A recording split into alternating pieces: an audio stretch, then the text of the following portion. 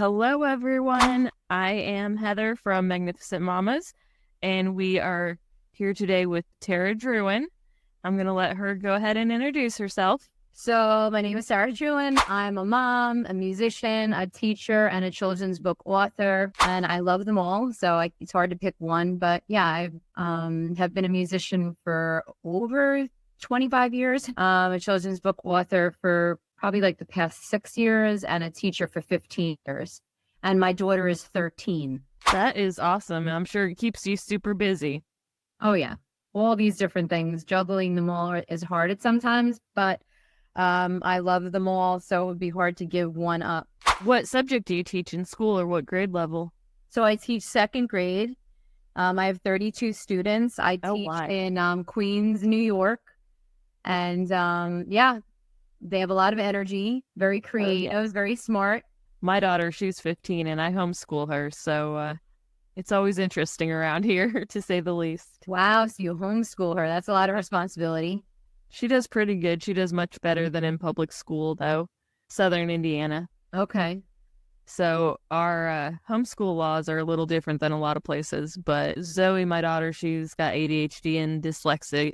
So she does better in a one-on-one environment and focuses a little better than traditional. Anytime she's been in public school, she's gotten behind. So she just is better at home. That's really nice that you're doing that. What's her favorite subject? She likes science the most. So, and then my daughter is a big science fan too. She's actually in advanced science. So she's in 8th grade and she's taking earth science in 8th grade. Yep. That's awesome. That's what she's learning right now. So how many books do you currently have out? So I have 3 books. My first one is called One Heart, and it started out as a song. All my books first started out as songs. So I'm a musician first and a children's book author second. So One Heart's message was about how we all look different on the outside, and on the inside we're the same. So it was a very multicultural, diverse song about acceptance. And, you know, the song was successful and a lot of people really loved the message of the song. And I thought, well, why not have someone illustrate it and make it into a book, you know, and I could always see images that went along with it. So that was my first one that was released back in 2018. And then I have a book called Red Rock Road, which is based on my parents' property, in my parents' home. They actually live on a road called Red Rock Road in Upstate New York. That's awesome. So it's about all the fun things that we would do while on Red Rock Road, like having barbecues and singing and staring at the stars and sitting at the fire pit. So, yeah. All good experiences in life. Yeah, I mean, it's a beautiful place. So I thought, why not have this tribute, this homage to my parents' property and my parents' home and family and love and all the wonderful things we do there. So that was released back in 2020. And the song I actually wrote and then recorded with my children. I have a kids band called the Gumdrops. Oh, that's cute. Yeah, so my friend Yvette and I, we started this band. Both of us are teachers and moms and musicians, so it just made sense. And we've written and recorded a bunch of songs together, but Red Rock Road was the first song that we came together on, and it just came out awesome. She played the guitar and sang, and I played the bass, and we did harmonies and stuff, and it really came out great. So that was the second book. And then the third one, which I released back in 21, is called Starlight. And it's a lullaby. And it's about how you shouldn't be afraid to go to sleep at night because dreams can be magical. And, you know, you can have your own adventures in your dreams. And so I think that the recording of the song really came out beautiful. And then the illustrations were done by Barbara Ovcharik, who she did an amazing job, and you should definitely check it out. I mean, all the songs are on YouTube and the books, so you can see the book with the song together if you go on my YouTube page. That's awesome. We'll have to share that for sure together. That is so cool. You're actually the second author that I've talked to in the past 2 days that is also a musician, and their book came from their music, and that's so inspirational. Yeah, it's it was a nice, it melded my love for a lot of different things because I love read alouds and, I love authors like Peter Reynolds and Eric Carle. And, there's just so many. And being a teacher, through the years, I've just gathered my favorites together. Yeah. That I love to share with my children. So to be able to say that I have a self-published book and share that with my students, I mean, they think it's amazing. I was just going to ask you if you shared your book with them and what they think. Yeah, I mean, they're cute. They like follow me on YouTube and they listen to my songs. And anytime we have, time in the classroom to listen to music, I'll put it on the smart board and we'll sing along. And, and I've made my books into lessons too. So it's like one heart I could teach about diversity. So I've gone into some schools and done some workshops about diversity and how, we all look different, but we have to celebrate our differences. So I agree completely. Yeah. So that was a lot of fun. I did this workshop in Oneonta, New York, and we had like 300 kids singing along to the song. Oh, wow. Played with me, and that was a lot of fun. I mean, I'd love to get more workshops like that, but it's just being a full-time teacher. I don't have a lot of free time. Oh, I bet not. And a full-time mom, so. Yeah. So if I were to pursue that, I wouldn't be able to teach full-time. So, but my school used my book as book of the month, the school that I teach in. So that was really flattering. And the different classrooms did activities based on the book. And really? Yeah, it was really cool. When I first started working there, I didn't even know that they had used it as book of the month. And I came in and I saw all the children's work up, and it was really a wonderful feeling. I bet that would like melt your heart. It did. I was like, this is where I'm meant to be. This is where I'm meant to work after I saw that. That's awesome. Do you think your books have helped people with the diversity issues? And I hope so. Younger generation. I mean, the feedback I've gotten from other teachers has been great, and I want to keep going with it because it's like the book did come out, back in 2018, but the message still holds true, and it always works, Yes. And it's a simple song too. So that's the thing. I would love to get like more music teachers to know about the song so they could maybe do it at concerts and stuff. Like that would be so flattering as well. That would be awesome.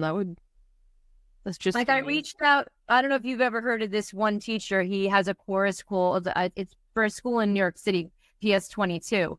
But if you look him up, I mean, if you look them up on YouTube, they've done so many amazing choruses with harmonies and from famous musicians. And I tried reaching out to him once to try to see if he could have his chorus sing One Heart. And that would be like a dream come true for me if he was ever able to do that. Did he ever get back with you? No, he never got back to me. But who knows, who knows what the future holds? Yeah, for sure. I mean, connect somehow. You never know. Like, you'd be shocked at the opportunities that await you in life. Yeah. And your message is such an important message. I feel like the love and diversity, there's so many people that just can't stand people that are different nowadays. And that's one thing that's important to me as well, which was why I was so touched by your topic. My blog, I don't want to just feature one type of person, one type of religion, anything like that. I want everybody to be able to share and connect and uplift. Yes. And I feel like that's so important. 100%. I feel like even with my music through the years, it's always been about positivity, to spread a positive message. Like if you look up my band Iridescence, we've been together for over 25 years. And a lot of our music, the sound, our message is, always about positivity. Being true to yourself, following your passion, following your dreams. And it's amazing to see because now my brother's in the band with me. So the Iridescence is, my husband plays the drums, I play the bass, and my brother plays guitar, and then our friend Rob plays guitar. So we were 4-piece. But my brother's son, my nephew Robert, is pursuing his dreams right now to be a musician. And to see that is just so amazing, because I remember him as a kid coming to our shows, and he would carry our CDs around in a little bag, and he was just so cute. And now he's 19 years old and he's pursuing his dreams. He's moving out to California, and I'm just so proud of him. That's awesome. Who would you say your most inspirational musician would be that you've always looked up to and admired? I love Stevie Nicks. I don't know. I've always loved her voice. I love her vibe. I think that band is just amazing. All the musicians in that band, and I love their harmonies. So I would have to say, yeah, if I were to have to choose one, I would pick her. That's awesome. She is really good. What about your favorite author? I love all of Emily Giffen's books. I think she's really great. I love Maya Angelou. Yeah, Um, she's really popular. I mean, I went to school for English. My undergrad is in English, so I read a lot of great authors back, when I was first in college. So, I mean, I appreciate writing. I have to say, writing is even my favorite subject to teach. I just, That that's would how I be express really myself. interesting, like in a school setting, to see what all the children write and their ideas and just like Yes. creative writing. That would be very interesting. It is. Right now, we just finished a realistic fiction unit, and their stories are incredible, and they're in second grade. So, like, some of the things, how detailed some of their stories are with the dialogue, it's amazing. That's so wild to think about because I don't know, maybe it's just me with having an older kid, but I wouldn't think that a second grader would be that. But I mean, They are. Some, not all of them, it just shows like, everybody's at different levels. yes, But some of them I was like, yeah, they're way beyond their years in writing. And writing has always been one of my daughter's favorites too. And I've saved so many of her stories through the years. Like when she was little, she used to love to write, and she loves to write now. So I can understand that. it's a great way to express yourself. I mean, songwriting for me has always been about that. Like it's an outlet to express yourself, Journaling helps sometimes, and my journaling, a lot of my journals, those writings turned into songs. Was there any like specific events that encouraged you with the song about the diversity? Was there something that happened or? I mean, my teaching career, I worked in a lot of different diverse neighborhoods. I mean, I worked in Brooklyn, I worked in Queens, Long Island. So I saw like lots of different ethnicities, children from many different parts of the world. I mean, where I work now, my students are mainly from Bangladesh, but like I've had, Wow. so I've had Dominican children and Haitian children and Hispanic children. I mean, it's just so I saw like this need to the topic of about that everybody's got one heart. We're all the same. We're all humans. It's one That's human so race. important. Yeah. So yeah, I did see that need, and I felt inspired to teach about that subject. So I don't know, it just came to me one day. I was just writing in my journal probably and came up with that line, like inside everybody's got one heart, and then just built on that by writing the verses. And yeah, it was great. It was great. We even had like when we recorded it, we had my daughter and my nephews come into the studio, and if you listen to the chorus, you can hear them in the chorus singing along. You'll hear like Beautiful. you'll hear children's voices. Yeah, and in the end, Yeah, I pulled up the tab. I'm gonna have to check it out for sure after this. That is so cool. That is Thank you. just so special to have them involved in it like that. Oh, for sure. Well, that's why I want like my new idea for so we have a new song that just came out from my band Iridescence called Take Some Action. And it's about like going after what you want in life. Like if you want to make a change, you have to take some action. Yeah. You can't sit around and complain And expect it to change. right. No, you really right. You have to do what you want to do in your life. You have one life to live. So you might as well do what you want, and don't have regrets. Don't live with regrets. Just do, follow your passions, follow your dreams. So I want to turn I want to turn into a video, and I really want to have like my daughter and my nephew in the video because my daughter is pursuing her dreams of being she's an amazing gymnast. So we actually have a competition tomorrow in Oh boy. Philadelphia. Yeah. That's awesome. Well, we wish her the best of luck on that. Oh, thank you. Yeah, she's like she loves it, and that's her passion, And then my nephew, like I was saying before, his passion is music, so he's pursuing his dream. So I want to make a video and have them in it, showing them like pursuing their dreams, going after what they want, in life. And I think as a parent and as a teacher, if I'm going to impart anything on my students or my child, it's that to go after what you want, follow your dreams. No matter how hard it is, no matter what it is, you could be a poor child and want to become a doctor to help people. And it's totally possible, but you've got to work at it. Yes, it is. Yes. Right. You take the steps to achieve that goal. Obviously, it's not going to happen overnight, but follow that dream, whatever is, even as hard as it might seem. You have to go after what you desire. And no matter what walk of life, you can overcome anything and you can become anything. And I think you are just probably one of the best teachers at your school. I'm just saying because you just seem so inspirational and to really connect with your students. I've seen, I hate to say it, but like I've seen the opposite in education.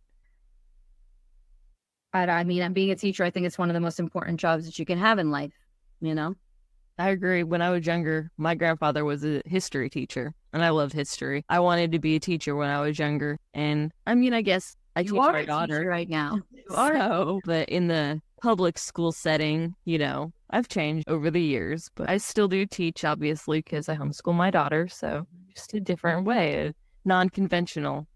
I think that could be, to me, it sounds really cool, like to be able to teach your own child. And I'm sure it has its challenges because you're a mom. So she has to look at you in a different light, Yeah. So when I you love sit down. it. I love it. And we live, in a rural town, and the schools in this area are nothing compared to the schools I went to growing up. And I grew up in the suburbs of Chicago, so the schools were a little bit better than the ones out here. I hate to say that, but with Indiana, their laws for homeschooling, I'm not going to say what all is required, but it's very minimal. But what I do like about it is I can teach her the important stuff and some stuff she wouldn't even learn about in school. Right. That's still good to learn. And I think that's important. And she does, the same curriculum. Well, not the same curriculum, but the same subjects as everybody in school. She's got her language arts, her history, her science. But she also, she's 15. She's into cosmetology. So she's doing cosmetology now. And she actually, 2 days ago, cut a friend of ours' hair, did a little fade on the side and on top. And it's just such a unique opportunity. And we started again before COVID hit in 2019. And I was so glad at that point in time that she was out of public school, because she gets sick so easily. That would have been disastrous. Oh, yeah. That's perfect. COVID. That was a perfect time to start. Yeah, it was before COVID. And thankfully, like I said, I was thankful I had her homeschooled before that. Yeah, well, everybody was home anyway. So yeah. I was going to say, when you sit down, she's got to be totally focused. I'm sure it's hard to separate the two, right? Mom and teacher. Yep. She's to the age where, I can assign her stuff too, and she can work on that. And she's got to have breaks, and because she's ADHD, she can't sit still as long as, somebody without ADHD. Right. And knowing breaks and stuff. Yes. So knowing how to handle that, she gets up in the morning, and after she has breakfast and stuff, she'll usually actually go outside and run for a little while. Okay. To get her brain going, get her exercise, and it helps her with her ADHD to focus. Don't ask me how, but it's wonderful.